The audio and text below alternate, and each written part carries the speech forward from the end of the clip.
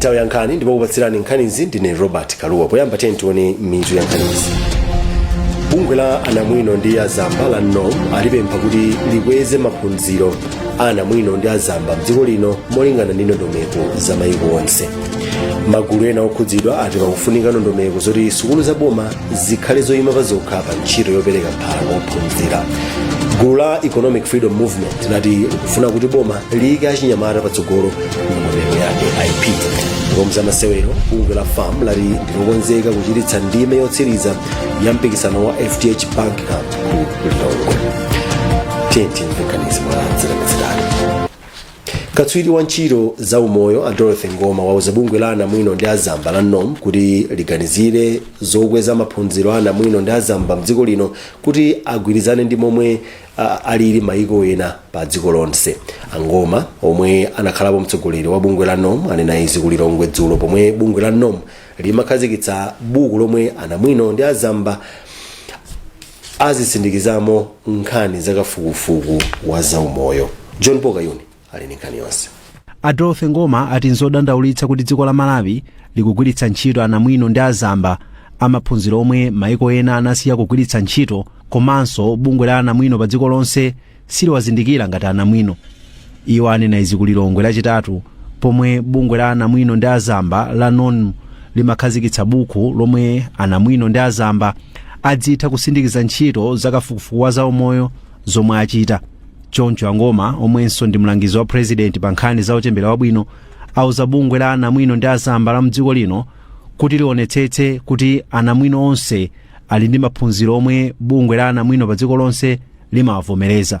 Manesi ndi amene amakhala pa bedside pafupi ndi patient 24 hours kumalandirana 8 hours akuchoka kubwera wina, 8 hours akuchoka kubwera wina.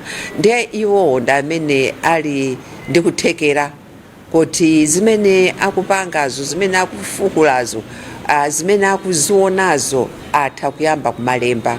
So chibuku chimene chakhazikika chijano imeneyi ndi mmene iwo wagwirizana kuti azilemba zimenezo. Ndi ntchito yotamandika kwambiri, si ntchito ya masewera.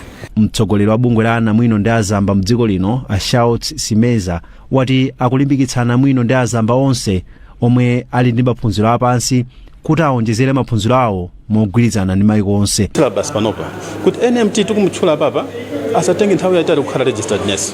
So tindi zaka zitatu apita ku Mzuni, apita kandi ku Hesi, apita kandi ku St John's, apita kandi ku Ekwendeni, apita ku Malamulo, akakhala no converted kuchoka NMT wake uja kupita ku registered nurse. Anamwino ndi azamba omwe mayiko ena amavomereza ndi okhawo omwe ali ndi maphunziro apamwamba kwambiri a degree, pamene mdziko lino pali anamwino ena omwe ali ndi maphunziro omwe ndi apamwamba a diploma. Malo mwa Zodiac ndine John Paul Kayuni.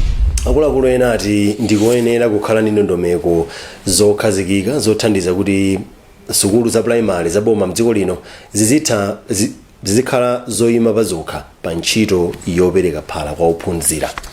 Mkulu wa ofisi ya zamaphunziro kunkhotakota a Godfrey Akubwense wati kulimbikitsa anthu kumalima mbewu zothandiza popereka chakudya msukuluzi kungathandize. Winston Kayimira ali ndi nkhani yonse.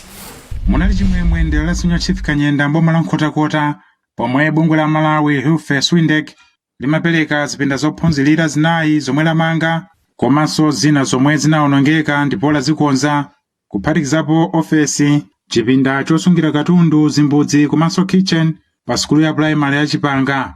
Wapampando wa bungweli a Conrad S anati thandizo liladza atazindikira kuti sukuluyo ikukumana ndi mavuto okhudza zomangamanga. Iwo anatinso bungwelo likuthandiza pa ntchito ya ulimi yomwe cholinga chake ndi kumaperekera phala ku sukuluyo kuti ana adzidya, komanso likuyika mapayipi amadzi aukhondo ogwiritsa ntchito magetsi amphamvu ya dzuwa. Mkulu wa ofesi ya zamaphunziro mboma la Nkhotakota a Godfrey Kubwese wayamikira bungweli. Akupasa makolo eni wake awana kokula kuti adzitenga gawo kulima zakudya zoti zikhale pano ana azidya. Zimene zofunika kwambiri chifukwa kuti maphunziro amafunika ubongo ukhale umukhazika bwino ndi anawo tidza kuti akuchokera mabanja osiyanasiyana mabanja wena amathawa apasa ya mawu bwera sukulu koma mabanja wena sapasa kudya ndi anacha akabwera kunoko chifukwa pamene iyi ndi kuti ana onse akumakhala ali pa level imodzi mmawa akapapa maphunziro chifukwa onse akudya panopa. Village head Mwadimba ya Lero yati ichita zothekera kuti ntchito yopereka phala pa sukuluyo ipitilire. Yesesa kuti nafeso tizitengapo mbali mafumu tizilima kumundako kumene watipasa iyeyo kuti tizithirira monga zipaso masamba chimanga cha dzuwa ndi kuti nafeso tiyenekera kuti titengapo mbali tizilima nawo kumeneko. Vuto lakuchepa kwa zipinda zophunzirira komanso njala ndi zina mwa zomwe zimasokoneza maphunziro m'dziko lino. Winston Kaimira, Zodiac Kotakota. Wachiwiri kwa mtsogoleri wa dziko lino wauza maiko otukuka kumene kuti avale zilimbe pokakamiza maiko olemera kupereka ndalama zothandizira pa mavuto otsaka kusintha kwa nyengo pomwe akupitirira ku msonkhano wa zachilengedwe wa COP29 ku Azerbaijan pofuna kuteteza anthu oposa 1 biliyoni omwe akuvutika mu Africa. Amaiko onse anena izi pomwe maikowa amamaliza msonkhano wawo ku Lilongwe komwe iwo anena kuti ausi anena izi ku msonkhano umene ndithu angomaliza kumene ku Lilongwe okambirana za kusintha kwa nyengo m'maiko amene akutukuka kumene. Tindi report. Malingana ndi ausi chisamangokhala chizolowezi chomangolankhula popanda phindu popeza miyoyo ya anthu oposa 1 biliyoni m'maiko 45 osauka akudalira kulankhula kwa omwe ali patsogolo kulankhula za kusintha kwa nyengo ku misonkhano yotere monga chaka chino ku Azerbaijan. Wachiwiri kwa mtsogoleri wa dziko linoyu wati ino si nthawi yomangolankhulayi koma kuchitapo kanthu pothana ndi mavutowa omwe akunkanaonjezereka ndi kuopseza miyoyo ya anthu. Apa iwo ati pakuyenera kukhala zokambirana zoona mtima ndi maiko olemera molingana ndi mavuto omwe akuchitika zomwe ati zingathandize kuti maikowa ayambepo kupereka chuma osati kuti azingolonjeza osakwaniritsa. Tikamalankhulana kumene kujako tikalankhulane zenizeni kuti anthu amve kuti sitimapita ku maiko azungu olemera kuti tikakhale ngati matourist kuti tafuna kukaona maiko aini ake tikacheze tilibe nthawi ndife osauka tikufuna tithandizidwe zimene zonso tikambirane moti timvane bwinobwino chifukwa zongo mukamba kuti tioperedwe m'manja sizitithandiza komanso asananyamuke Malawi kupita kunja kumakamba kuti tinapita ku Egypt tinapindula chani tinaluza chani nanga ku Dubai nanga kupita ifeko zonsezo ni nkhani imene ifeyo tili nayo. Nthumwi ya bungwe la UNDP mdziko lino Afenera Frost yachenjeza kuti kusachitapo kanthu pa nkhani ya kusintha kwa nyengo kupitirira kukhala ndi zotsatira zoyipa zomwe zikusoweka kuchitapo kanthu msanga makamugawo la zaulimi mwa zina. Pafupifupi anthu 68 miliyoni kumwera mu Africa kokha akuvutika ndi njala yoopsa kusefukira kwa madzi ndi ngozi zina zodza ndi kusintha kwa nyengo zomwe amachititsa ndi maiko olemera koma osalandirako thandizo lililonse. Ndine Western Guta ku Lilongwe. Wachiwiri oyamba wa sipikala ya nyumba ya malamulo Amadalitso Kazombo wati komiti ya nyumba ya malamulo zikulephera kutumikira anthu ovutika chifukwa cha vuto la zachuma ndipo wapempha mabungwe akufuna kwabwino kuti awathandize. Akazombo anena izi lachitatu ku Lilongwe pa zokambirana zokhudza ndondomeko ya zachuma yokomera magulu onse a anthu omwe linakonza ndi bungwe la Center for Civic Society Strengthening mgwirizano ndi Scottish National Party Westminster Foundation for Democracy. Tsopano tione momwe ndalama yakwacha ikuchitira pa msika poyerekeza ndi ndalama zina zikuluzikulu pa dziko lapansi malinga ndi banki yaikulu mdziko lino ya Reserve.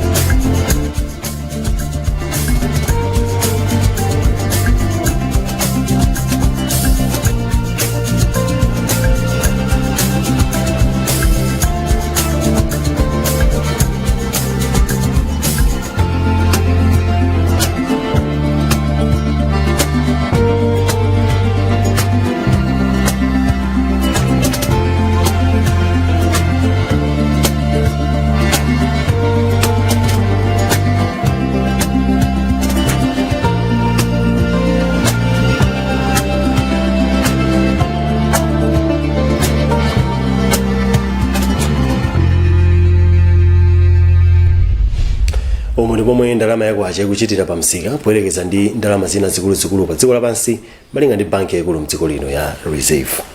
Mukuonera nkhani pano pa Zodiac ndipo muli ndine Robert Kaluwa. Tionenso mitu ya nkhanizi pomwe tikupitirira. Bungwe la anamwino ndondomeko ya AIP ndipo mzamasewero bungwe la farm lati ndilokonzeka kuchititsa ndime yotsiriza ya mpikisano wa FDH Bank Cup ku Lilongwe. Tipitirire ndi nkhanizi. Achinyamata ena pansi pa gulu lomwe akulitcha Economic Freedom Movement lati likufuna boma kudzera ku nduna wa zaulimi kuti lilola achinyamata kukhala patsogolo pa anthu opindula ndondomeko yogula zipangizo zaulimi zotsika mtengo AIP. Mtsogoleri wa gululi Joseph Peshi wati achinyamata ndi omwe ali ndi mphamvu zoti atha kuchita ulimi omwe ungathandize kuti dziko lino lidzikhala ndi chakudya chokwanira ndipo ndi chifukwa akupempha izi. Kasimaupi ali ndi nkhani yonse. Mtsogoleri wa bungwe la Economic Freedom Movement a Joseph Peshi wati achinyamata mdziko lino akuyenera kupatsidwa upangiri kuti athe kutenga gawo poonetsetsa kuti dziko lino likukhala ndi chakudya chokwanira ndipo mwazina achinyamatawa akuyenera kukhala mgulu la opindula ndi ndondomeko yogulitsa zipangizo zaulimi zotsika mtengo ya AIP. Iye watinso dziko lino likuyenera kuyika chuma chokwanira poonetsetsa kuti likupanga zinthu kuchoka kuzokolola komanso ku miyala ya mtengo wapatali yomwe dziko lino lili nayo, ponena kuti izi zingathandize kuti dziko lino lichepetse kudalira thandizo lakunja lomwe ati ndi losakhazikika.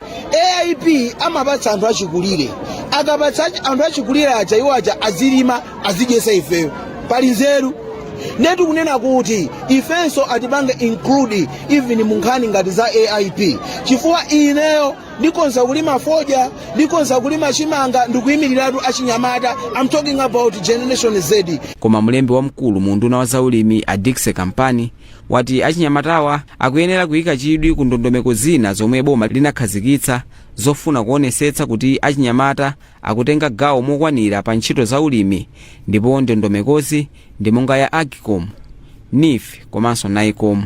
Pakadali pano katswiri pa nkhani zaulimi ku sukulu ya ukachenjede ya Luwana a Horace Phiri wati ganizo la achinyamatawa ndilofunika kuliunika kaye. Tikabwera kunkhani za mapulogalamu ofunikira ngati imene ilili AIP ndi chanzeru kuti maganizo aliwonse amene angabwera azitengedwa kuti ndofunikira ndipo aziunikiridwa bwino lomwe kuti kodi maganizo amenewa zimene zikunenedwa ndi zotheka komanso zitha bwino kupindulira dziko lino kapena kuti phindu limene timalipeza mpulogalamu lipite mtsogolo. So ndizofunika kwambiri kuti anthu azikapo maganizo awo. Posachedwa apa unduna wa zaulimi udalengeza kuti uchotsa pa mndandanda anthu omwe ndi achikulire komanso aulumali pa mndandanda opindula ndi ndondomeko ya AIP, ponena kuti anthuwa azipindula kudzera ku ndondomeko zina monga ya mtukula pa khomo. Izi malinga ndi undunawo ndikufuna kuonetsetsa kuti okhawo omwe ali ndi kuthekera kochita ulimi ndi omwe azikhala ndi mwayi ogula zipangizo zotsika mtengo mu ndondomeko ya AIP. M'malo mwa Zodiac kuno ku Lilongwe ndine Kasim Aubi. Bungwe la National Youth Council of Malawi lati dziko la Malawi silingakwanitse masomphenya ake achitukuko ka Malawi 2063 ngati silipereka mpata kwa achinyamata kutenga nawo gawo pa ntchito yopanga ziganizo zofunikira. Wapampando wa bodi ya bungweli a Duncan Chiyani wati achinyamata ambiri akhala akusalidwa pa ntchito za chitukuko pomwe 10% yokha ndi yomwe imatenga nawo gawo. Choncho apempha magulu okhudzidwa kuti athandizane kusintha izi. Zulekana nguo ali ndi nkhani yonse. Wapampando wa bodi ya National Youth Council of Malawi a Duncan Chiyani wati nthawi yakwana tsopano yoti dziko lino liyambe kugwira ntchito ndi achinyamata m'magawo onse. Iwo ati achinyamata amatenga gawo lochepa magawo monga andale komanso mabungwe omwe si aboma. Achiyani ati ndondomekoyi yayika njira zomwe zithandize kukonza mavuto omwe achinyamata m'dziko lino akumana nawo. Kwambiri muona kuti achinyamata kwa nthawi itali akhala kuwuzidwa kuti ndinatsogolera mawa kumaona kuti m'malo mwambiri mmene achinyamata amene ali ochuluka m'dziko muno tikatenga anthu 51 aliwonse Malawi muno pa anthu 100 muona kuti ndi achinyamata. Tikatengera tanthauzo la achinyamata limene lili mu National Youth Policy limene limati achinyamata ndi munthu amene ali zaka kuyambira 10 pafika zaka 35. koma tanena kuti mwina tingonena kuti onse amene ali nzaka zochepera 35 muona kuti mwina pafupifupi anthu 80 mu anthu 100 alionse m'Malawi muno akhoza kukhala mu gulu limeneyo, koma muona kuti nthawi zambiri pa zinthu zochitika ngakhale mayendetsedwe ya zinthu even ngakhale tikapita mwina kundale kumene mupita ngaya ku parliament mupeza kuti achinyamataja ndi ochepa. kazembe wa chinyamata ku Plan International Malawi Maria Chavula wati achinyamata amavutika kupeza thandizo la zaumoyo mwa mavuto ena ndipo akukhulupirira kuti ndondomekoyi ithandiza kukonza mavuto awa. pali maishu zambiri amene apangidwa raise mu strategic plan manager ndi khumbo lathu loti ma organizations ambiri agwiritsenso ntchito ma ideas amene tinayika mu strategic plan yo kuti azipanganso implement komanso ngati achinyamata amene tikugwira ntchito pa ground ndi achinyamata ena makumiro zosiyanasiyana tionetsetse zoti strategic plan imeneyi izigwiritsidwa ntchito ndi zonse zimene takambirana ziziyenda amene takambiranamo kuyense zotina kuti achinyamata maishu zawo akupangidwa raise komanso akupangidwa. mwazina ndondomekoyi iphunzitsa achinyamata kuti akhale odzidalira ponena kuti ambiri mwa iwo ali ndi moyo odalira. Zuleika Nanguwo, Zodiac, Lilongwe. Bungwe lina lomwe silaboma ku Lilongwe la Bubes Pride Foundation limene limagwiritsa ntchito masewero pothandiza achinyamata kuzindikira za udindo wawo komanso kukula ndi makhalidwe abwino lakhazikitsa ndondomeko yatsopano ya zaka zinayi yofuna kuwakonzekeretsa akukhala atsogoleri odalirika mtsogolo. Mkulu wa bungweli Nohara Chinguwo watiuza kuti ndondomekoyi imene ikutchedwa Back with International Leadership Development Build Malawi ikuyembekezeka kufikira achinyamata 13,000 azaka pakati pa 17 mpaka 25 amene aphunzitsidwe upangiri osiyanasiyana. Chinguwo fotokoza.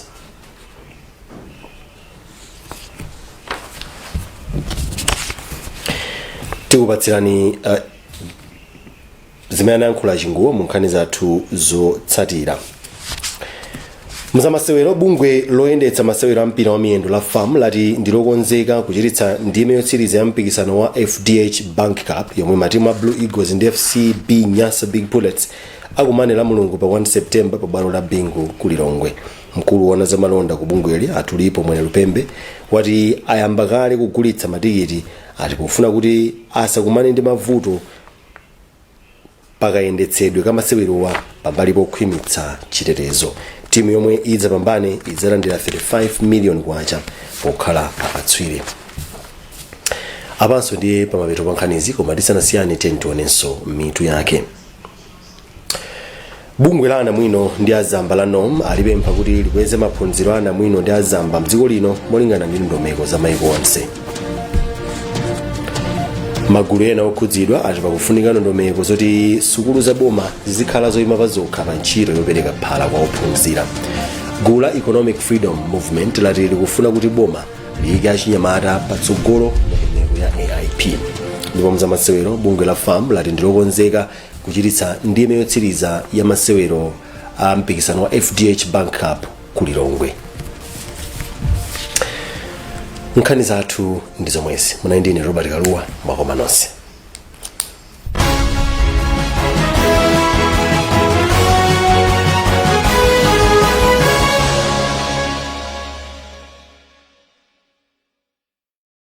We asked the children, how many of you brushed this morning?